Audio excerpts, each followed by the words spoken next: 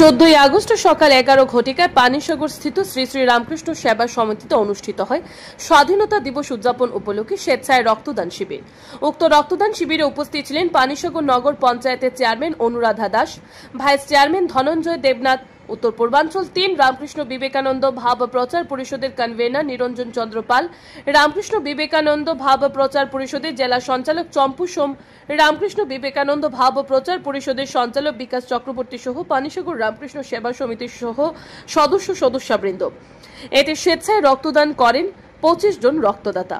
রক্তদান মহৎদান এই স্লোগানের সার্থকতা নিয়ে আলোচনা রাখেন উপস্থিত আধিকারিকেরা।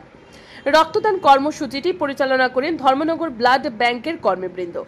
রামকৃষ্ণ সেবা সমিতির প্রেসিডেন্ট বিকাশ চক্রবর্তী জানান, ভারতবর্ষের স্বাধীনতা দিবস উদযাপন উপলক্ষে এই ধরনের রক্তদান কর্মসূচি বিগত 2012 সালে পানিসাগর রামকৃষ্ণ সেবা সমিতি স্থাপিত হবার পূর্ব থেকে পালন করে আসছে এরা।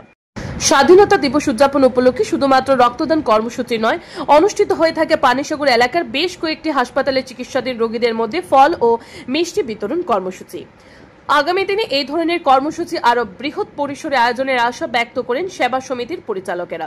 স্বাধীনতা দিবস উদযাপনকে ঘিরে রামকৃষ্ণ সেবা সমিতি কর্তৃক আয়োজিত রক্তদান শিবির বাস্তবায়িত হওয়াতে সেবা সমিতির সদস্যবৃন্দরা ভীষণ খুশি। Bureau report RA Dharmanagar. স্বাধীনতা দিবস উপলক্ষে ভারতবর্ষের ৭৯তম স্বাধীনতা দিবস উপলক্ষে আমরা প্রতি বছরের ন্যায় এবারও 3টা হাসপাতালে গত 12ই আগস্ট 3টা হাসপাতালে ফল মিষ্টি বিতরণ করি। সেটা হলো পানিসাগর, জলেবাসা এবং মুক্তাকালী। এই 3টা হাসপাতালে মোট 65 পেশেন্টকে আমরা ফল মিষ্টি বিতরণ করেছি। আজকে অনুষ্ঠিত হচ্ছে স্বেচ্ছায় রক্তদান শিবির। এই রক্তদান শিবিরে আমাদের টার্গেট 30 জনের স্বেচ্ছায় রক্ত দেওয়া। তার মধ্যে এখনও 20 জন হয়ে গেছে। আমরা আশা করছি 25 জন তো হবেই।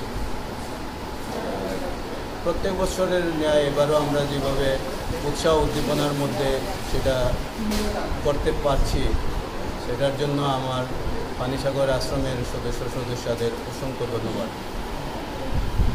আর আগামীতেও যাতে আমরা করতে পারি সেই চেষ্টা রাখবো।